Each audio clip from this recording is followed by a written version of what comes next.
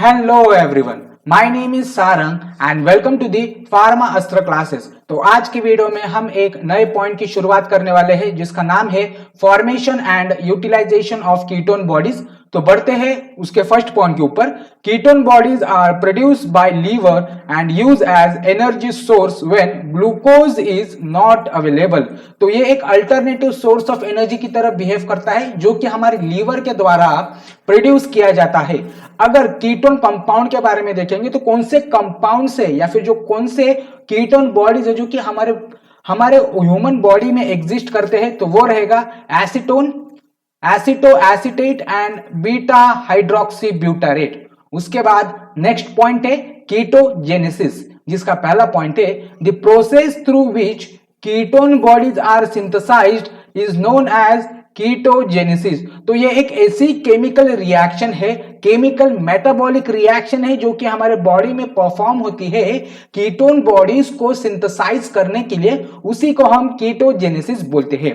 उसके बाद आते हैं नेक्स्ट पॉइंट के ऊपर, it occurs in liver and enzymes for ketone body synthesis are located in mitochondrial matrix। तो इस पॉइंट को आपको बहुत ही बाय हार्ट याद करना है, इस पॉइंट को आपको समझ में लेना है क्योंकि इसी पॉइंट का रिवीजन हम आने वाले समय में करने वाले हैं। तो ये पॉइंट ये बोलना चाहता है कि जो कीटोन बॉडी सिंथेसिस का जो रिएक्शन है उसके जो स्पेसिफिक एंजाइम्स है वो माइटोकॉन्ड्रियल मैट्रिक्स में प्रेजेंट होते हैं और ये जो केमिकल रिएक्शन है कीटोजेनेसिस वो लीवर में परफॉर्म होती है। Next point, acetyl coenzyme A is precursor of ketone bodies which are formed by oxidation of fatty acid, pyruvate and amino acid. तो ये जो कीटोजेनेसिस है उस प्रोसेस को स्टार्ट करने के लिए जो स्टार्टिंग कंपाउंड है एसिटिल कोएंजाइम है वो हमें ऑक्सीडेशन ऑफ फैटी एसिड से मिलता है, उसके बाद क्रेब्स साइकिल से मिलता है and oxidation of amino acid से मिलता है। एंड लास्ट पॉइंट है ketone bodies are water soluble. उसके बाद next point, reaction of ketogenesis, जिसका पहला पॉइंट है two molecules of acetyl coenzyme A combines to form acetoacyl coenzyme A in presence of enzyme thiolase। तो ये जो पहला पॉइंट ये बोलना चाहता है जब दो molecule of acetyl coenzyme A combine होते हैं इन प्रेजेंस ऑफ एंजाइम थायोलेज तो वो प्रोडक्ट फॉर्म करते हैं जिसको हम एसिटोएसिल कोएंजाइम A बोलते हैं। Next point, acetoacetyl coenzyme A combines with another molecule of acetyl coenzyme A in presence of enzyme HMG coenzyme A synthetase to produce beta hydroxyl beta methyl glutarate coenzyme A। तो जब एसिटोएसिल फिर से एक बार acetyl coenzyme A के साथ combine होता है in presence of enzyme HMG coenzyme A synthetase तो ये प्रोडक्ट फॉर्म करता है जिसको हम beta hydroxyl beta methyl glutaryl coenzyme A भी बोलते हैं। और नेक्स्ट पॉइंट है HMG coenzyme A lyase cleaves HMG co A to produce acetoacetate and acetyl coenzyme A। उसके बाद जो थर्ड स्टेप ये होती है कि जो HMG कोएंजाइम A लाइस जो एक एंजाइम है वो क्लीव करता है दो प्रोडक्ट फॉर्म करने के लिए, पहला रहेगा एसिटोएसिटेट एंड सेकंड है एसिटिल कोएंजाइम A। उसके बाद नेक्स्ट आते हैं तो ये है केमिकल रिएक्शन है या फिर एक साइकिल है जो कि आपको इस वीडियो के डिस्क्रिप्शन बॉक्स में जो लिंक दिया है उसमें आपको ये नोट्स की जो लिंक है वो मिल जाएगा। उसके बाद नेक्स्ट पॉइंट है acetoacetate undergoes spontaneous decarboxylation to form acetone. तो वही एसिटोएसिटेट है जो क्लीव हो जाने के बाद जो एक कंपाउंड फॉर्म होता है एसिटोएसिटेट वो डीकार्बोक्सिलेशन के अंडर जाता है और एसीटोन फॉर्म करता है।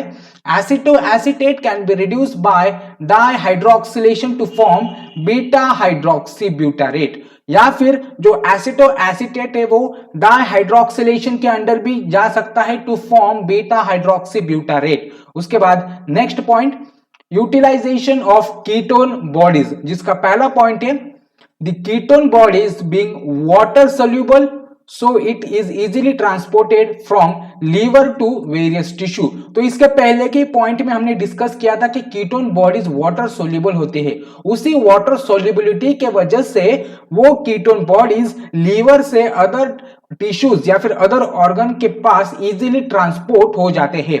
Next point, two ketone bodies acetoacetate and beta hydroxybutyrate is the important source of energies for skeletal muscles, renal cortex etcetera. तो जो दो कीटोन बॉडीज है जो कि कीटोजेनेसिस के लास्ट में फॉर्म होते हैं, जैसे कि एसिटोएसिटेट एंड बीटा हाइड्रोक्सीब्यूटारेट, ये दो compound is important source of energy की तरफ बिहेव करता है हमारे स्केलेटल मसल्स के लिए और साथ ही में रीनल कॉर्टेक्स के लिए। Next point, tissues which lacks mitochondria cannot utilise ketone bodies, और उसके एग्जांपल है इरेक्ट्रोसाइट, जिसको हम आरबीसी भी बोल सकते हैं। तो जो टिश्यूज जिसमें माइटोकॉन्ड्रिया प्रेजेंट नहीं होता है उसमें कीटोजेनेसिस नहीं होते हैं, क्योंकि इसके पहले के पॉइंट में हमने डिस्कस किया था स्टार्टिंग में ही, जो एंजाइम्स लगते हैं कीटोजेनेसिस को परफॉर्म करने के लिए वो हमारे माइटोकॉन्ड्रियल मैट्रिक्स में प्रेजेंट रहते हैं। अगर किसी टिश्यू में माइटोकॉन्ड्रिया ही प्रेजेंट नहीं है तो वहां पे कीटोजेनेसिस नहीं हो सकता। Next point, ketone bodies utilisation becomes more significant when glucose supply is limited in case of glucose starvation and diabetes mellitus। तो ये जो कंडीशन है ग्लूकोज स्टारवेशन या फिर डायबिटीज mellitus या फिर ऐसी मेटाबॉलिक कंडीशन, फिजियोलॉजिक कंडीशन जहां पे glucose as a source of energy की तरह बहुत कम अवेलेबल होता है, वहां पर कीटोन बॉडीज बहुत ही इंपॉर्टेंट रोल परफॉर्म करता है। Next point, during prolonged starvation, ketone bodies are major source of energy for brain and CNS। तो जब हमें स्टारवेशन का सामना करते हैं, एक दिन का, 2 दिन का या फिर 5 दिन का, तो ketone bodies as a important source of energy की तरह बिहेव करता है, जो कि हमारे ब्रेन, सेंट्रल नर्वस सिस्टम को कॉन्स्टेंटली एनर्जी प्रोवाइड करने का काम करता है। उसके बाद आते हैं नेक्स्ट पॉइंट जो कि है कीटो एसिडोसिस। तो इसके पहले के पॉइंट में हमने कीटोजेनेसिस के बारे में देखा था, अब हम देखेंगे कीटो एसिडोसिस के बारे में। उसका पहला पॉइंट है, both acetoacetate and beta hydroxybutyrate are strong acid which increases their concentration in blood which would cause acidosis। तो ये जो दो मेटाबॉलिक प्रोडक्ट या फिर जो एंड प्रोडक्ट फॉर्म हो रहे हैं, बीटा हाइड्रोक्सीब्यूटारेट एंड एसिटोएसिटेट, जो कि एक स्ट्रॉन्ग एसिड है जो कि हमारे सर्कुलेटरी सिस्टम में अगर एक बार एंटर हो गए तो वो एसिडोसिस प्रोड्यूस कर सकता है या फिर कॉज कर सकता है। Carboxyl group has pKa4, so ketone body in blood dissociated into H+ ion and lowers the pH। Diabetic acidosis is dangerous, may result in coma and if not treated leads to the death। तो इसमें जो एक condition रहती है diabetic acidosis, जो कि बहुत ही dangerous condition होती है, अगर उस कंडीशन को ट्रीट नहीं किया गया या फिर उस कंडीशन को डायग्नोस नहीं किया गया तो पेशेंट कोमा में भी जा सकता है या फिर पेशेंट का डेथ भी हो सकता है। अगर ट्रीटमेंट के बारे में देखा जाए कीटो एसिडोसिस का, तो administration of insulin is needed which stimulates the uptake of glucose by tissues and inhibition of ketogenesis। तो ट्रीटमेंट ऑफ कीटोजेनेसिस में एक्चुअली होगा क्या, तो इंसुलिन का अपटेक इंक्रीज करना पड़ेगा या फिर इंसुलिन को एडमिनिस्ट्रेट करना पड़ेगा, जिसके वजह से ग्लूकोज की लेवल हमारे बॉडी में इंक्रीज हो जाएगी और जो अल्टरनेटिव सोर्स ऑफ एनर्जी है कीटोन बॉडीज वो स्विच ऑफ हो जाएगी और glucose as a major source of energy की तरह बिहेव करने लगेगी।